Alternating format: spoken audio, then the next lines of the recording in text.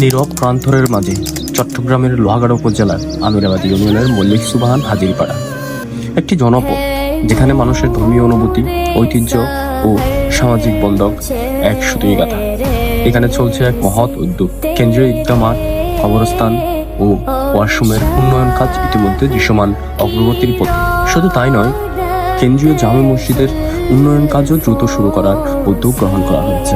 এটি কেবল একটি নির্মাণ প্রকল্প নয়, এটি একটি স্বপ্ন, এটি একটি দায়বদ্ধতা, যা ধর্মীয় ও সামাজিক অবকাঠামোকে আরো সমৃদ্ধ করার এক গুরুত্বপূর্ণ পদক্ষেপ। এই মহৎ উদ্যোগটি সফল করতে এলাকার বিত্তবান ব্যক্তি, প্রভাবশালী ও দেশ বিদেশে অবস্থানরত আত্মীয় স্বজনদের প্রতি রইল আন্তরিক আহ্বান।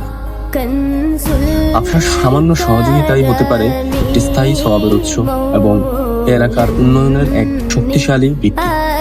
আসুন আমরা সবাই মিলে গড়ে তুলি একটি সুন্দর, উন্নত এবং কল্যাণময় সমাজ। আপনার সহযোগিতায় গড়ে উঠুক আগামী প্রজন্মের একটি আদর্শ পরিবেশ।